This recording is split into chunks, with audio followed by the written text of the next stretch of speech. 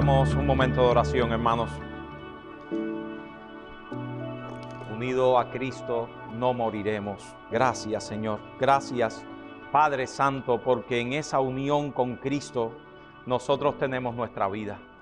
Él es nuestra vida, Él es nuestra fuerza, Él es nuestra luz, Él es nuestra esperanza. Gracias por ese bendito Salvador.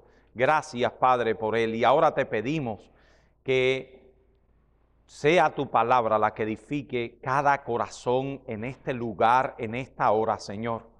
Oh Padre Santo, aplica esta palabra a cada persona que hay en este lugar, sea cual sea su situación. Aplícala, Padre, aplícala tú. Oh Dios, tú que puedes hacer eso, nosotros no podemos. Tú aplícala a nuestros corazones. Te lo rogamos en el nombre de Jesús. Amén. La Declaración de Independencia de este país, de los Estados Unidos, contiene esa conocida frase. La voy a leer en inglés, aunque mi inglés no es tan bueno. That all men are created equal, that they are endowed by their Creator with certain unalienable rights, that among these are life, liberty, and the pursuit of happiness. Que todos los hombres son creados iguales, que su Creador los dotó de ciertos derechos inalienables, que entre estos están la vida, la libertad y la búsqueda de la felicidad. Su autor, Thomas Jefferson, que es el padre de esta Declaración de Independencia, enumeró que entre los requisitos de los derechos inalienables que Dios otorgó a las personas, a los seres humanos, Él como creador, está el derecho a vivir una buena vida. La persecución de la buena vida, la persecución de la felicidad, la búsqueda de la felicidad. Para la mayor parte de la sociedad moderna, o esta sociedad posmoderna donde vivimos, la búsqueda de ese ideal significa principalmente que ir tras objetos de gratificación personal. Thomas Jefferson me dijo que buscara la felicidad. Bueno, voy a buscar dinero, casas, autos, vacaciones, ropa fina, buenos alimentos, las mejores posiciones en eventos deportivos, la diversión, la buena salud y el bienestar. Con salud y bienestar económico todo está resuelto. En ocasiones esa búsqueda incluye, en casos más posmodernos, los aspectos hedonistas más básicos de la vida, como por ejemplo hay gente que se entrega al sexo promiscuo, frecuente consumo de alcohol, uso sin restricciones de drogas. Pero la más triste realidad es que todas esas cosas solo representan una alegría temporal que dista mucho de la verdadera buena vida que satisface el corazón. Solo son pedacitos de alegría. El hedonismo es aquella filosofía de vida que se basa en buscar el placer por el mero hecho de buscarlo. Hay una de las más notorias personificaciones de la vida hedonista del siglo XX y fue el reconocido novelista Ernest Hemingway. Por cierto, mi esposa vivió gran parte de su niñez y juventud cerca de la casa que tenía Ernest Hemingway en Cuba, en una finca que se llamaba Finca Vigía. Hemingway fue el autor de destacadas obras literarias como Adiós a las armas, o su obra más que hemos leído casi todos los cubanos, El viejo y el mar, no sé si se acuerdan. Pero Hemingway también se hizo notorio por su estilo de vida que buscaba el placer. Por cierto, Hemingway detestaba la Biblia, todo lo que le pudiera pensar que era algo que venía de Dios. Por sus sistemas tradicionales de moralidad, decía él, la Biblia es un libro detestable. Muchas veces expresó que él era un buscador de la buena vida. Su talento literario le trajo fama, prestigio, dinero. También su filosofía comunista, porque era comunista, le hizo amigo de grandes dictadores como Fidel Castro. Todo eso le permitió buscar placer en todo el mundo por medio de expediciones de caza y pesca, fiestas y reuniones con celebridades, mucho consumo de alcohol, entretenimiento y un uso excesivo de la prostitución, porque donde quiera que iba dormía con mujeres, etc. Sin embargo, Hemingway al final de su vida lidió con la más profunda y triste de todas las conclusiones. Nada de eso le proporcionó a Hemingway ninguna clase de satisfacción genuina y verdadera. Su vida terminó un día de 1961 con un disparo en la cabeza que se dio. Todo el que piense que este mundo da la felicidad, le exhorto a que lea la biografía de Ernest Hemingway. Y se dará cuenta que un hombre que trató de buscar empedernidamente la felicidad en este mundo, alejándose de Dios, Dios era un estorbo en su vida, termina con un disparo en la cabeza, sacando la conclusión de que la vida era un sinsentido. Incluso las páginas de la Biblia contienen ejemplos de hombres que fueron tras la buena vida en todos los lugares equivocados. Salomón poseía increíble riqueza, palacio, carros, caballos, oro y plata. Hasta los más acérrimos historiadores que se oponen a la Biblia dicen que Salomón fue uno de los reyes más ricos que existió sobre la tierra. Tenía muchas mujeres hermosas, puesto que era rey sobre Israel y uno de los reyes más poderosos de su época. También tenía gran poder e influencia. Él parecía poseer todo en lo que consistía la buena vida. Cuando tú digas la búsqueda de la felicidad, bueno, Salomón es un prototipo de eso.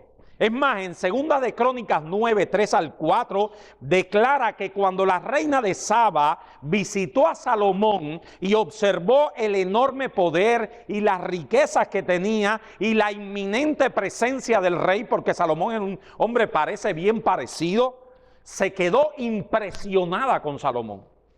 Sin embargo, hacia el final de su vida, Salomón no estaba contento y falló en experimentar la vida en toda su plenitud. En Eclesiastés 2:17, miren lo que dice este hombre: aborrecí tanto la vida porque la obra que se hace debajo del sol me era fastidiosa, por cuanto todo es vanidad y aflicción de espíritu.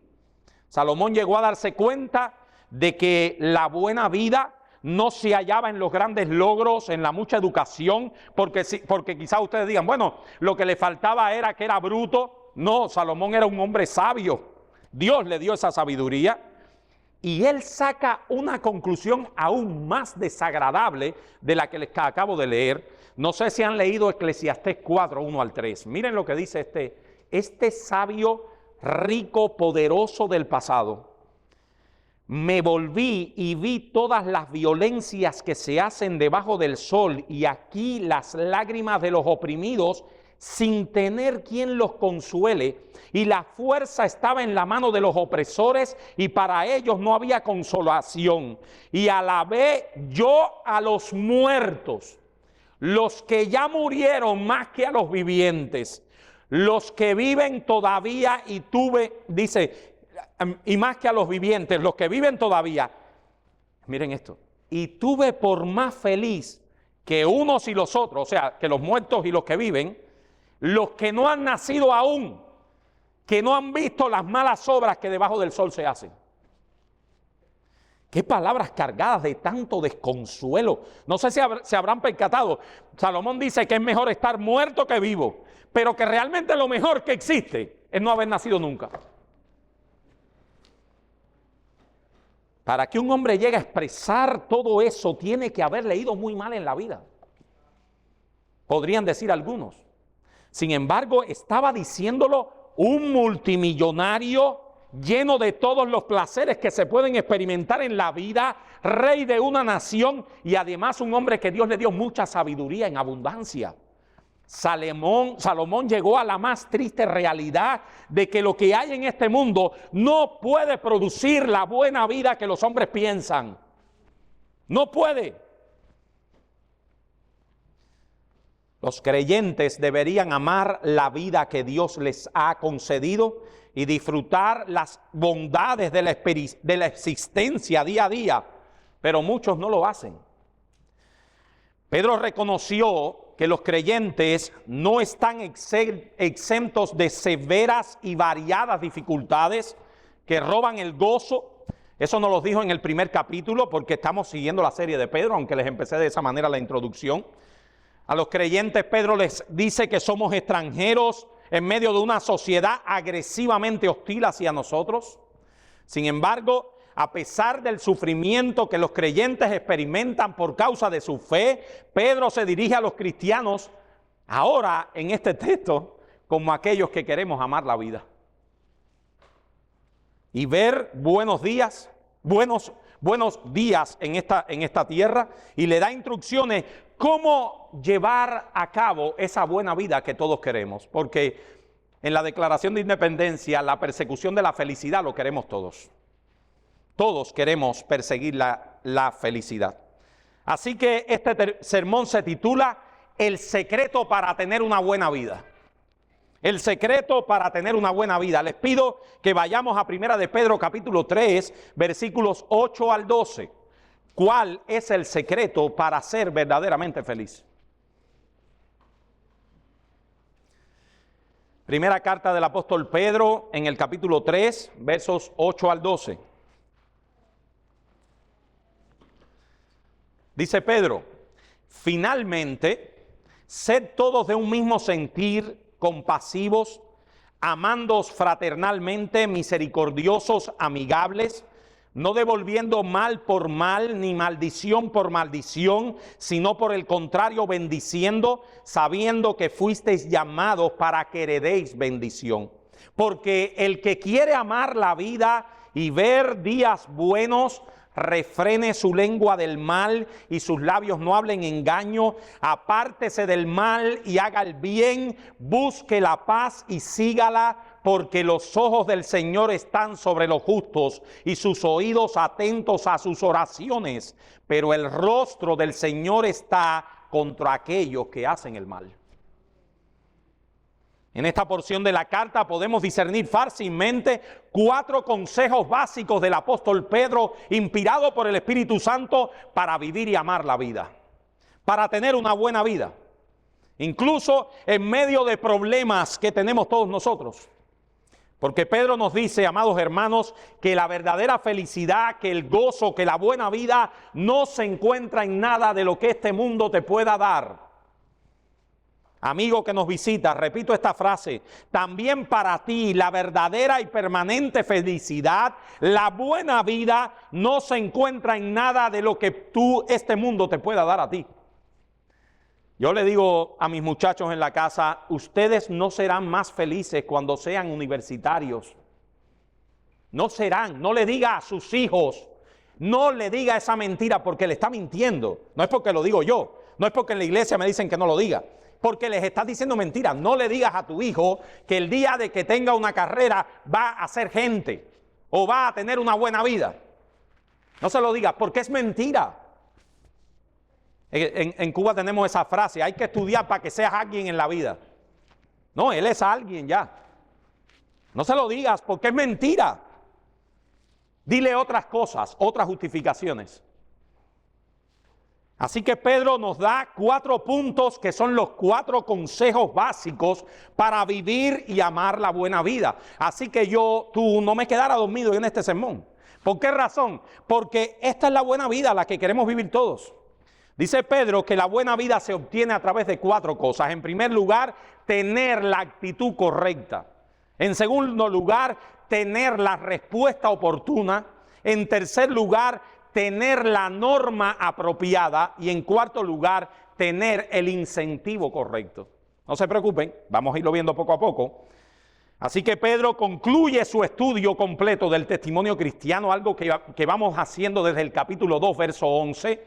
Pedro nos dice cómo vive un cristiano.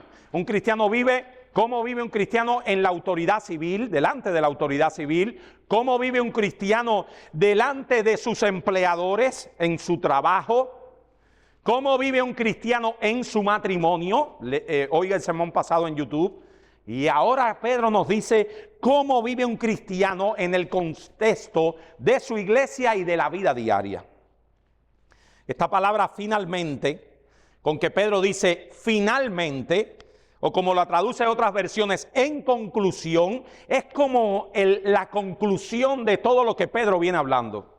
Como la conclusión de todo lo que, como venimos hablando desde el capítulo 2. Hermanos y amigos, no podemos olvidarnos que todo lo que vamos a decir a partir de ahora es aplicable solo a los que están en Cristo. ¡Wow! Pedro deja claro, como también decíamos en el sermón anterior, que todo lo que baña estas exhortaciones es nuestra relación con Cristo.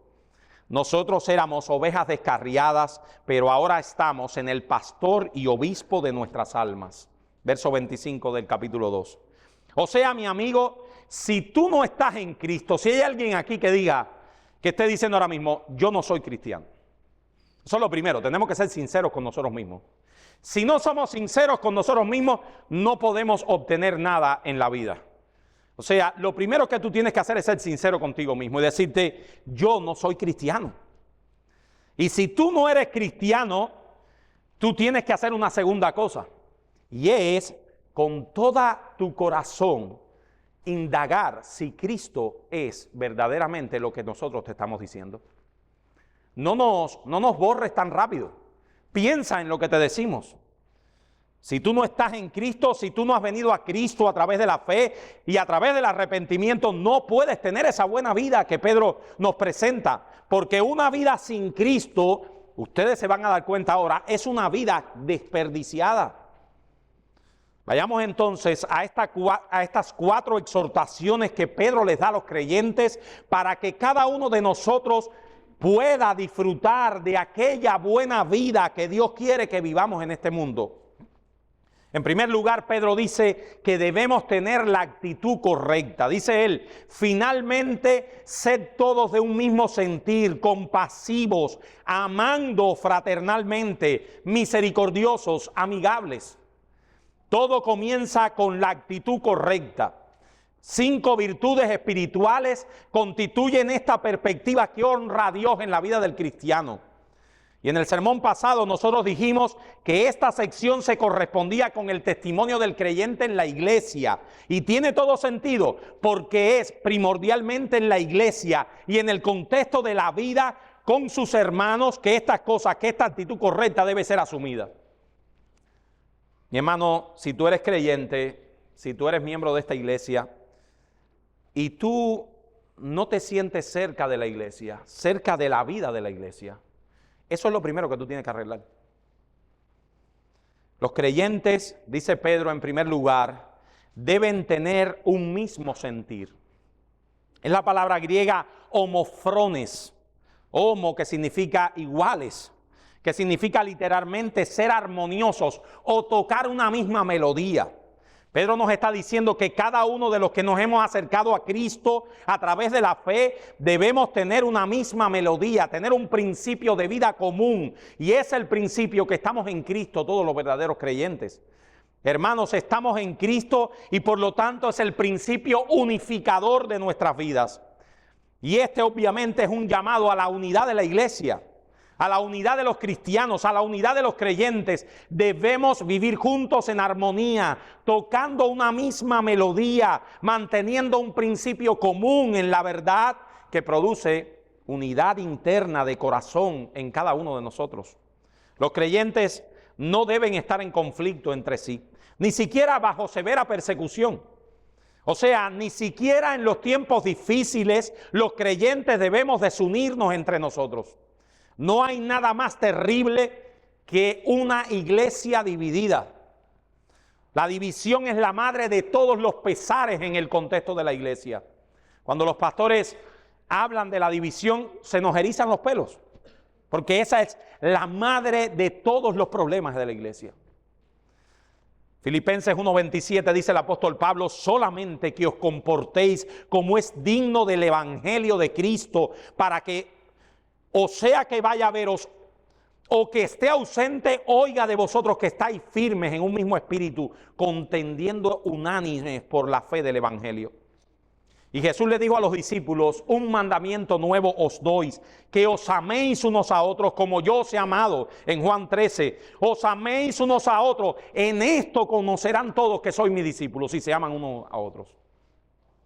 Jesús nos está diciendo acá que es el amor los unos por los otros, la unidad de pensamiento que lleva a un genuino amor de complacencia, lo que el mundo hace, lo que hace que el mundo conozca que somos verdaderos discípulos. Y es la oración sacerdotal del Señor en Juan 17, una carga tremenda del corazón de Jesús por la unidad de los creyentes. Esa realidad espiritual debería ser la base para la armonía de la iglesia. Miren lo que dicen los versos 20 al 23 de la oración del Señor en Juan 17. No ruego solamente por esto. O sea, Padre, yo no te estoy rogando solamente por estos discípulos que tengo al lado mío, sino también por los que han de creer en mí por la palabra de ellos. ¿Quiénes? ¿Por quién está orando? Por nosotros, ¿verdad? Nosotros creímos en Él por la palabra de aquellos discípulos. Para que todos sean uno. Oh Padre, tú en mí y yo en ti, que también ellos sean uno como nosotros, para que el mundo crea que tú me enviaste. La gloria que me diste yo les he dado, yo en ellos y tú en mí, para que sean perfectos en unidad, para que el mundo conozca que tú me enviaste, que los has amado a ellos, como también a mí me has amado. Hermanos, nosotros tenemos que luchar con el pecado remanente que nos invita a todo el tiempo buscar nuestro propio bien, que nos lleva todo el tiempo a buscar nuestra propia trinchera.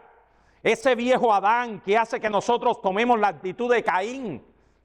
¿Soy yo acaso guarda de mi hermano? El vínculo más poderoso que existe en este mundo es el vínculo que tú tienes con tu hermano en Cristo, porque ese es un vínculo eterno. Y nosotros estamos llamados a guardar el vínculo de la fe. Pero para tener una actitud correcta así en la iglesia, una actitud que guarde la unidad de la iglesia, la unidad que tenemos en Cristo, ese mismo sentir, debemos pasar por alto nuestros orgullos personales. Debemos pasar por alto nuestras actitudes y buscar el bien del hermano. Si nosotros tenemos una iglesia que consistiera en venir acá, darnos atracones espirituales, y después cada uno vivir vidas personales, apartado del resto de tus hermanos, estamos pervirtiendo el concepto del Nuevo Testamento. Escucha, mi hermano. ¿Quieres vivir una buena vida? Parece increíble que el apóstol Pedro nos esté empezando acá. Un creyente vive una buena vida en el contexto de la iglesia.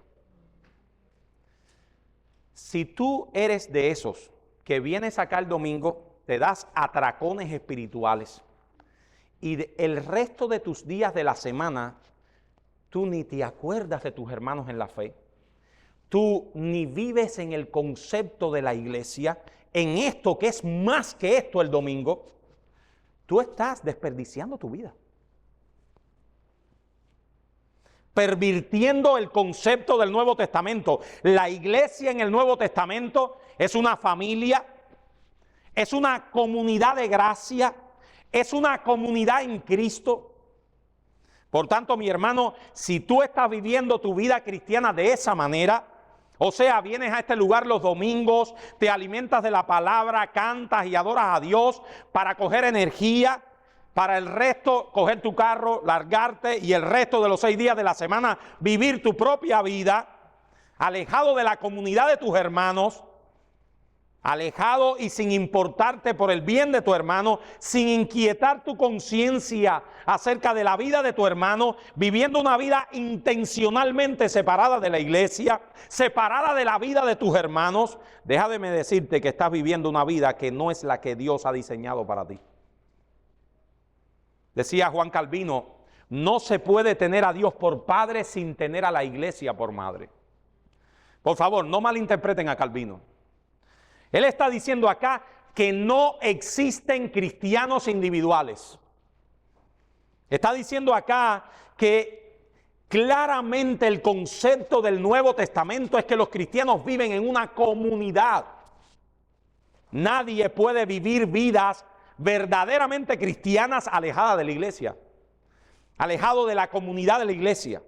Así que el apóstol Pedro nos está diciendo acá, en primer lugar, que la primera base para tener una vida como creyentes, una vida verdadera, una buena vida, es que vivamos nuestra vida dentro de la comunidad de la iglesia.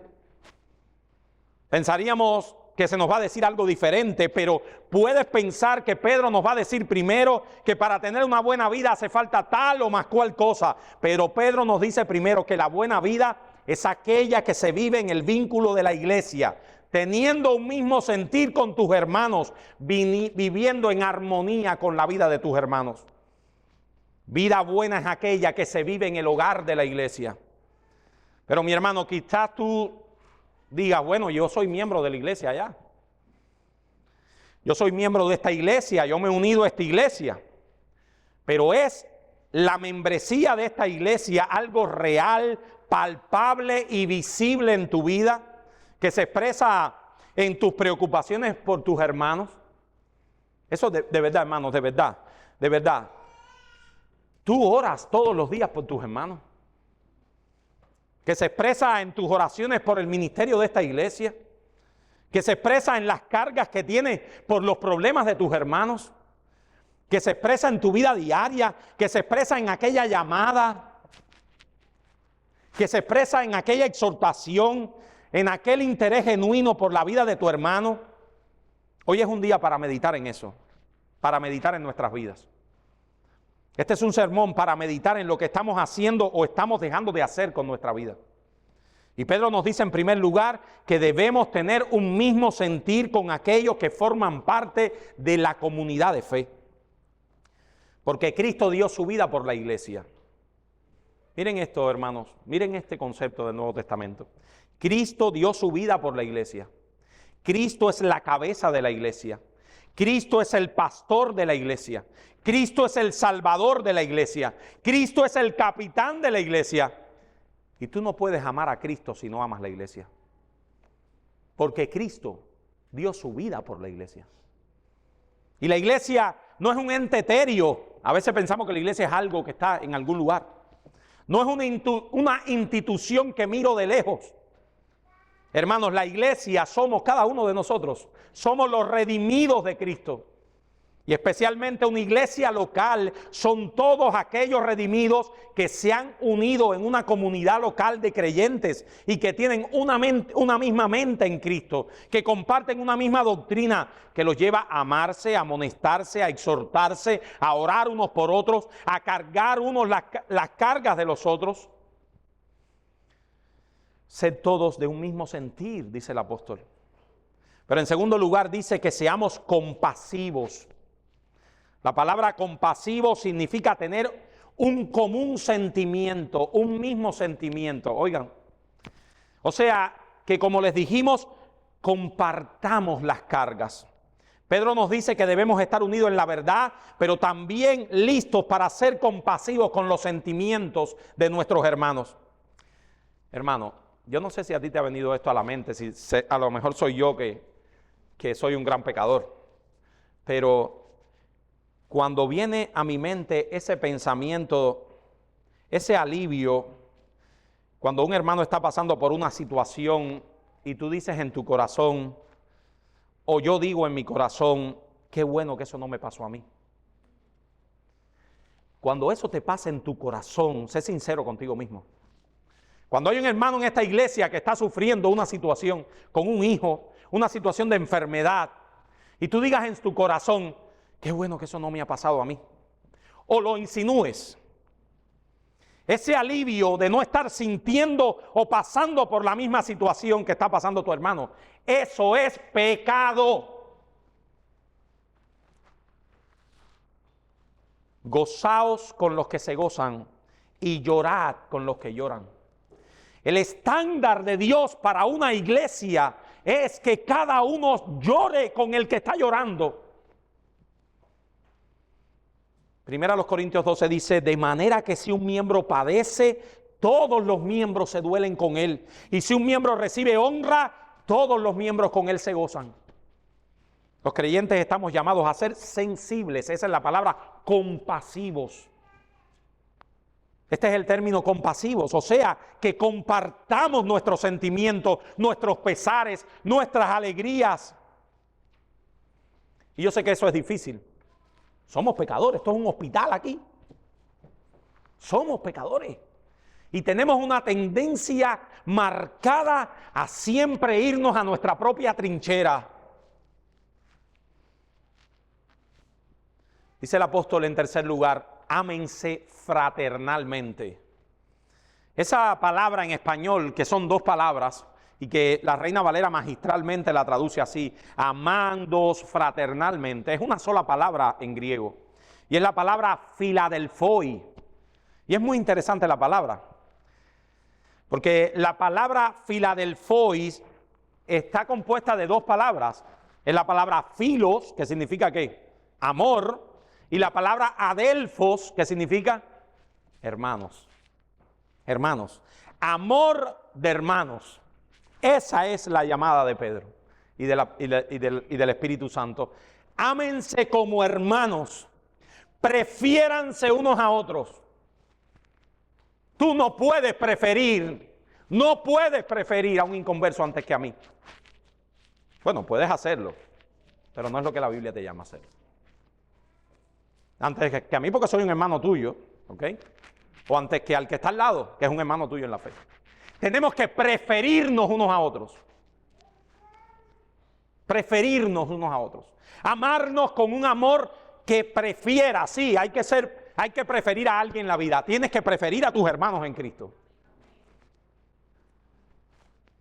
Le pido a Dios que traiga sobre nosotros en esta hora todas las implicaciones que la palabra Filadelfos trae sobre nosotros. Amor de hermano. Creo que eso hará toda la diferencia en nuestras relaciones.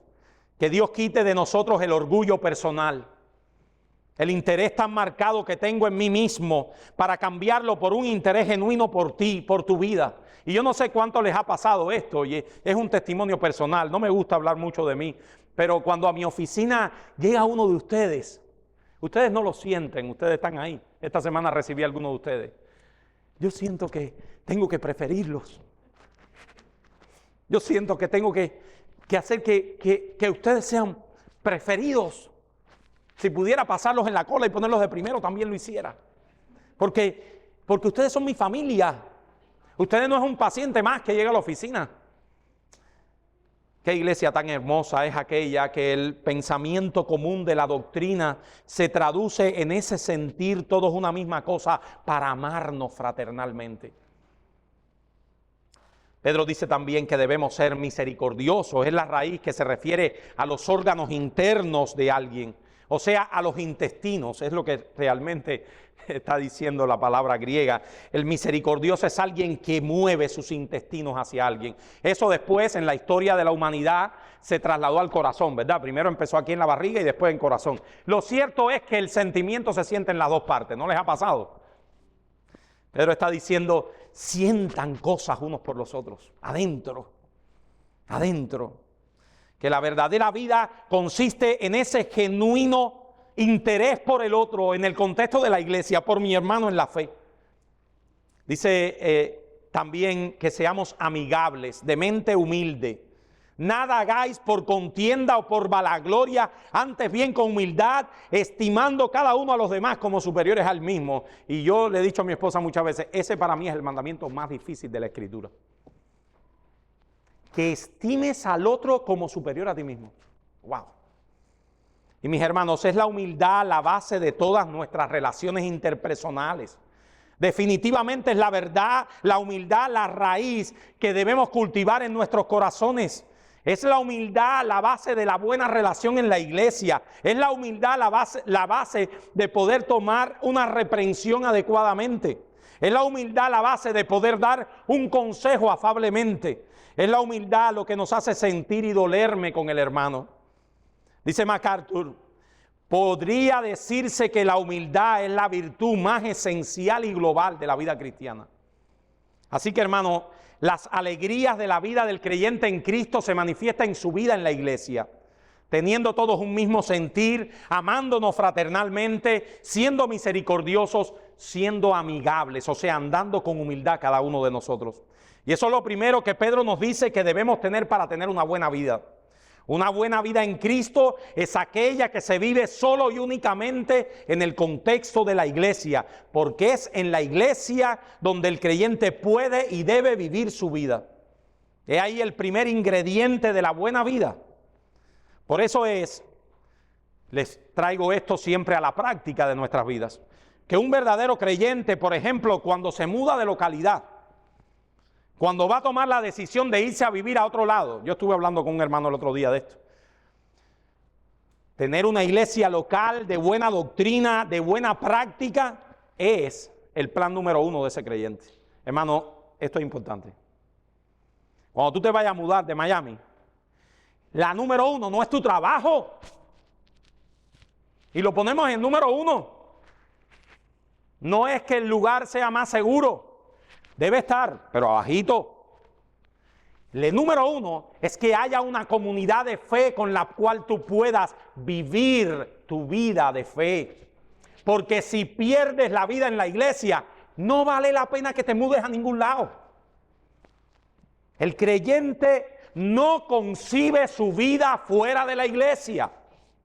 Porque su vida fuera de la iglesia no es buena vida, es mala vida. Segundo consejo para tener una buena vida. Pedro nos dice tener la respuesta oportuna. Miren cómo lo dice a él. No devuelvan mal por mal, ni maldición por maldición, sino por el contrario, bendiciendo, sabiendo que fuisteis llamados para que heredéis bendición. El enfoque cristiano hacia la vida incorpora no solamente la acción correcta en él, en medio de su vida en la iglesia, motivada por una actitud adecuada, sino también la reacción oportuna ante el maltrato. O sea, tener una buena vida implica también no devolver a nadie mal por mal. La vida del creyente es alguien que no contraataca al otro con mal. Denota la calidad de la vida del creyente por encima de la maldad del mundo. Obviamente, Pedro estuvo en el Sermón del Monte, en el día en que Jesús declaró su pensamiento acerca de la vida en el reino. Y Pedro estuvo presente cuando Jesús dijo, vamos a buscarlo todo, Mateo capítulo 5, versos 38 al 45. Mateo 5, 38 al 45.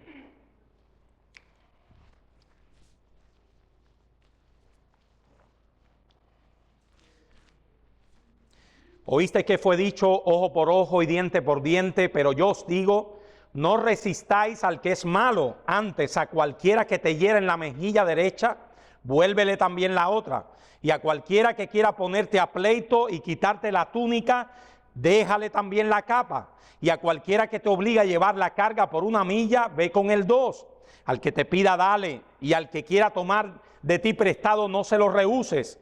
Oirás que fue dicho, amarás a tu prójimo y aborrecerás a tu enemigo. Pero yo os digo, amad a vuestros enemigos, bendecid a los que os maldicen, haced bien a los que os aborrecen, orad por los que os ultrajan y os persiguen, para que seáis hijos de vuestro Padre que está en los cielos, que hace salir su sol sobre malos y buenos, y que hace llover sobre justos e injustos. Una vez más, Cristo es el ejemplo de la vida del creyente. El apóstol Pedro insistió que la respuesta verbal adecuada para sus enemigos debería ser, ellos nos maldicen, nosotros les bendecimos. Los creyentes también son aquellos que pasan por alto la ofensa. Hermanos, son muchas las ofensas que vamos a tener que vivir en este mundo. Muchas ofensas vendrán de los incrédulos, tú pudieras decir eso. Pero muchas ofensas también vendrán de tus hermanos. La actitud del cristiano ante todas esas ofensas, la actitud cristiana ante la opinión que hiere, la ofensa que duele, debe ser la actitud de Cristo. ¿Qué fue lo que hizo Cristo? Dice Pedro en el capítulo 2 que cuando a él le maldecían, no respondía con maldición. Cuando amenazaban, no amenazaba, sino encomendaba la causa al que juzga justamente. Y ahí el ejemplo que debemos seguir. A Cristo no solo le ofendían, a Cristo le maldecían. O sea, cuando yo te ofenda a ti, a Cristo le hicieron más, a Él le maldecían, a Él le llamaron diablo, A Cristo le llamaron diablo. A Cristo le amenazaron. ¿Y tú sabes qué pasa cuando tú encomiendas tu causa a Dios por un hermano al que juzga justamente? O sea, un hermano viene y te ofende y tú, siguiendo el ejemplo del apóstol Pedro, no le ofendes a él de nuevo, sino que le dices, Señor, toma ocasión en esta ofensa. ¿Qué hace Dios? Viene y juzga al hermano. Ese es el sentido natural del evangelio. Él viene y castiga al hermano. No. Al que juzga justamente, ya ese hermano, Cristo en su justicia, en su muerte expiatoria, Cristo le dio su justicia perfecta. Dios a él tampoco le va a juzgar. Él pasó por alto la justicia, la condenación de ese hermano también en tu nombre. Y la raíz del problema del perdón entre nosotros es, obviamente, la raíz del problema del perdón sincero que debe haber en tu corazón hacia aquel que te ha ofendido. Un perdón que hace que tú olvides tu pecado, su pecado, que tú olvides en base a la justicia de Cristo, que cargó también por el pecado de tu hermano. Y es tu perdón el que debe ser inmediato. Hermanos, Pedro le preguntó a Cristo, Señor, ¿cuántas veces tengo que perdonar a mi hermano? Jesús le dijo, no digo hasta 7, sino aún hasta 70 veces 7. Y les voy a contar, ahora con tranquilidad, cómo Jesús resolvió este problema. Jesús resolvió este problema, a veces lo pasamos por alto, con la parábola de los dos deudores. ¿Alguien se acuerda de esa parábola? Se las leo. Por lo cual el reino de los cielos es semejante a un hombre que quiso hacer cuentas con sus siervos, y comenzando a hacer cuentas, le fue presentado uno que le debía 10,000 talentos. A este, como no pudo pagar, ordenó su señor venderle y a su mujer y a sus hijos, y todo lo que tenía para que se le pagase la deuda. Entonces, aquel siervo postrado le suplicaba diciendo, Señor, ten paciencia conmigo y yo te lo pagaré todo. El señor de aquel siervo, movido a misericordia, le soltó y le perdonó la deuda. O sea, esto es una persona que le debe millones de dólares a un millonario y no se lo puede pagar. El millonario lo primero que iba a hacer era cogerle a él, a la mujer y a los hijos y darle candela. El hombre viene y le dice al millonario, yo no te lo puedo pagar, pero no te lo puedo pagar hoy, no te lo puedo pagar nunca. El hombre fue movido a misericordia y le perdonó toda aquella deuda, toda. Pero saliendo aquel siervo, aquel después de haberle rogado, oye, líbrame de eso, le perdonaron toda aquella deuda. Espérate, el cuento no se termina aquí. Saliendo aquel siervo halló a uno de sus consiervos, o sea, a un empleado del trabajo, de la agencia que él tiene, que le debía 100 dólares, 100 denarios. Y haciendo de él le ahogaba, diciendo, págame lo que me debes. Entonces su consiervo, postrándose a sus pies, le rogaba diciendo, ten misericordia conmigo, ten paciencia conmigo, yo te lo voy a pagar, pero ten paciencia, dame unos días. Mas él no quiso, sino fue y lo echó en la cárcel para que pagase la deuda. Eso somos nosotros.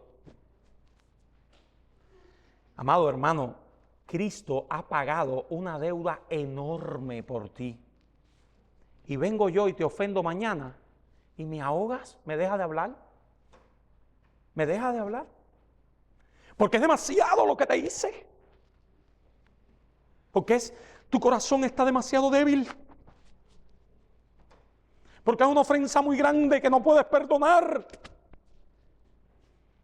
Viene tu hermano que pasa por al lado, no se dio cuenta que estabas ahí, no me saludó.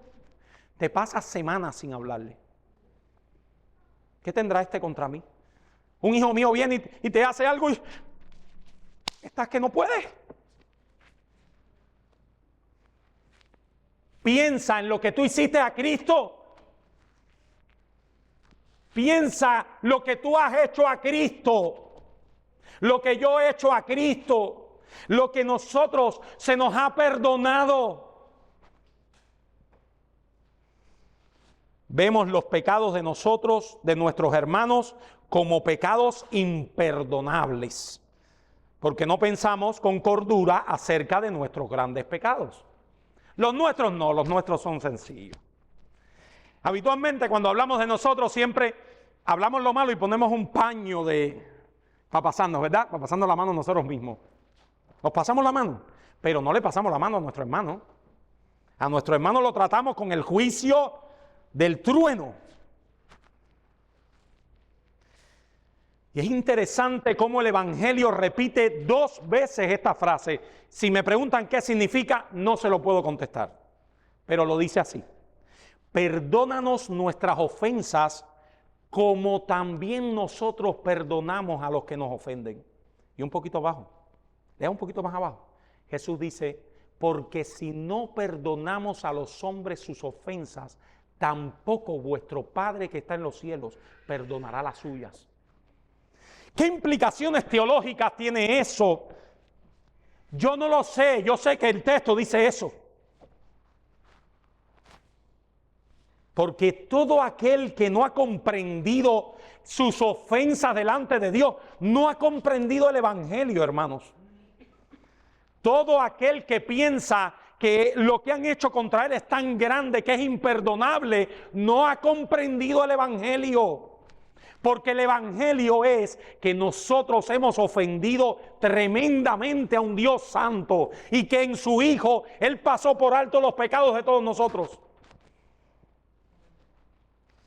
Dice MacArthur, lo que resalta el apóstol es que los creyentes han recibido la bendición divina inmerecida y eterna del perdón total, de una deuda impagable con un Dios santo y vida celestial para siempre con Él en lugar de la ira de Dios. El perdón de un creyente concebido libremente a alguien que le ha ofendido debiera ser una consecuencia fácil, debiera ser sencillo, la tarea de todos mis días. Debería ser perdonar a mis hermanos. Debería ser pasar por alto la ofensa cuando yo comprendo el sacrificio de Cristo por mí. Yo no tengo que esperar que nadie venga y me pida perdón. Yo debería perdonar en mi corazón. Tercer consejo para una buena vida: tener la norma apropiada. Leemos los versos 10 al 11. El que quiera amar la vida y ver días buenos, refrene su lengua del mal y sus labios no hablen engaño. Apártese del mal y haga el bien. Busque la paz y sígala.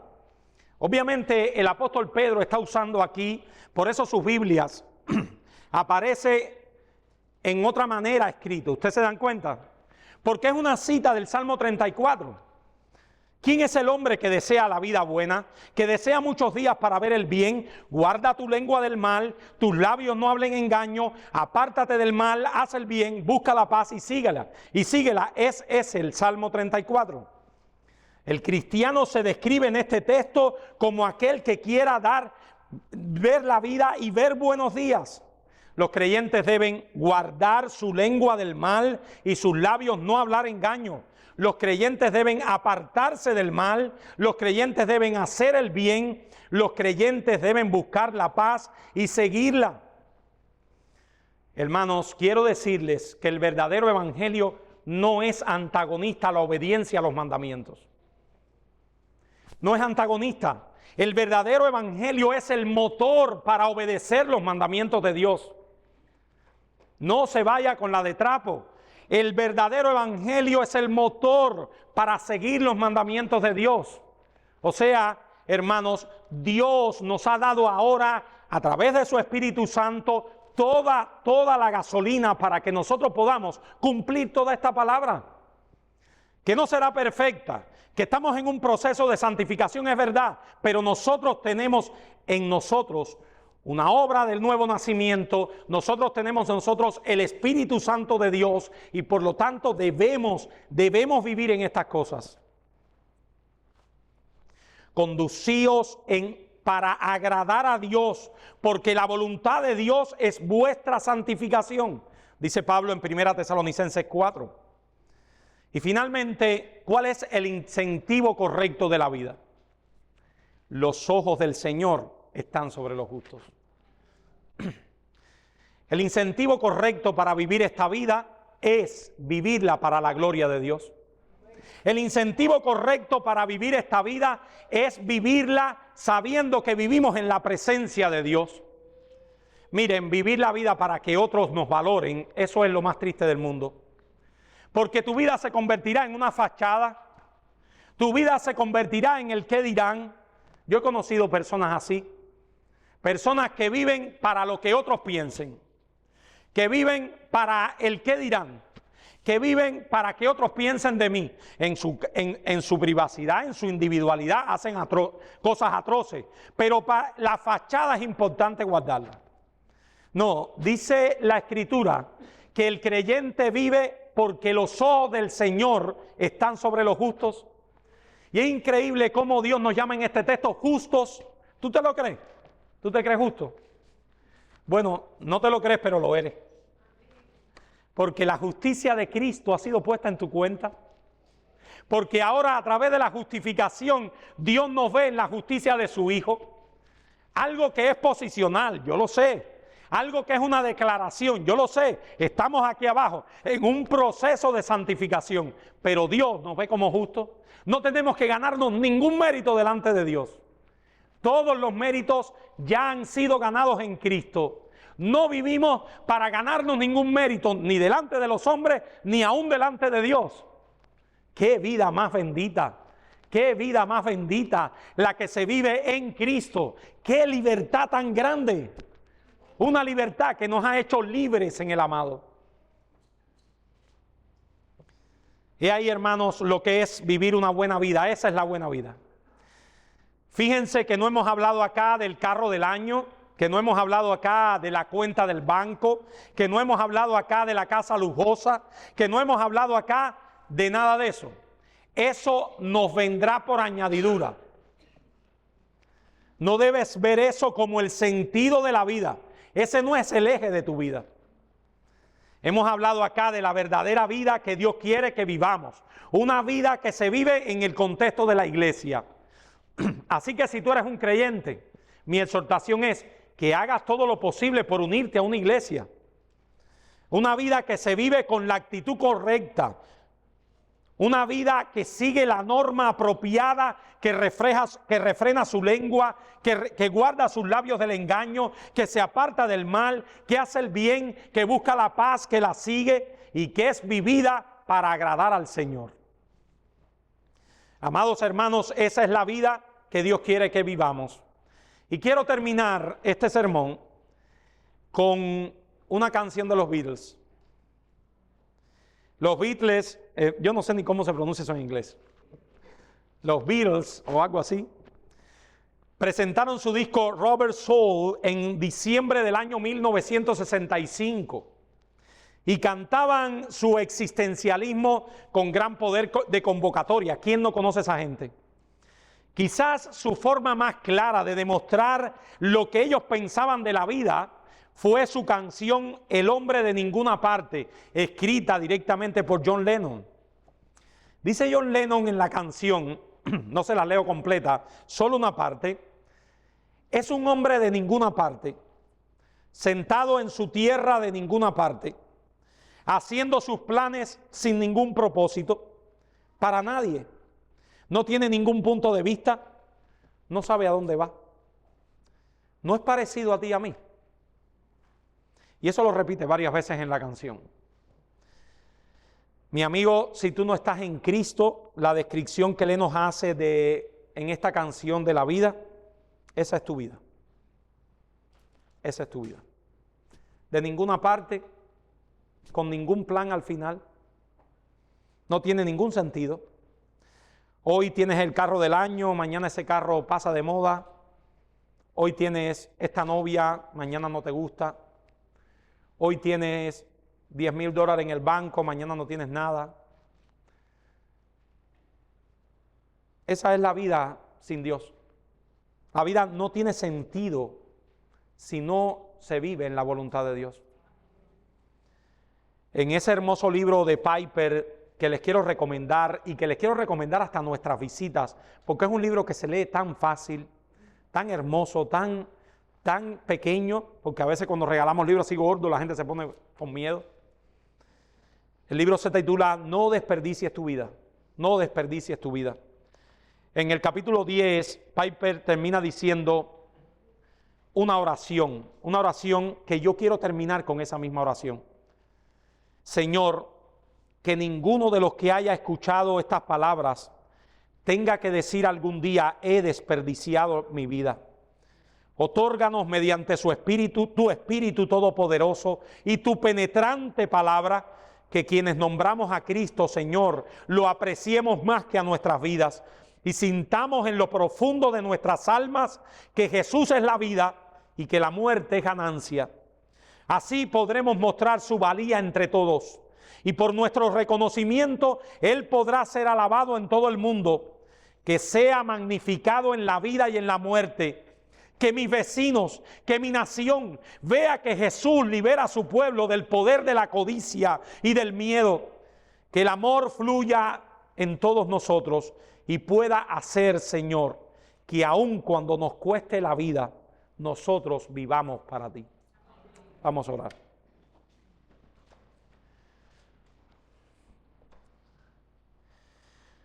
Padre, gracias por tu bendita palabra. Gracias porque esta palabra es nuestra vida. Ayúdanos a irnos de este lugar, Señor, con la convicción de que tú nos has hablado hoy aquí y que nosotros debemos hacer reajustes en nuestras vidas. Padre, salva por medio de esta palabra si hay alguna persona en este lugar que no te conoce. Ábrele los ojos para que vea que la vida no tiene sentido si no es vivida para ti. Padre, bendice esta iglesia, glorifícate en la vida de cada uno de nosotros. Te lo rogamos en el nombre de Jesús. Amén.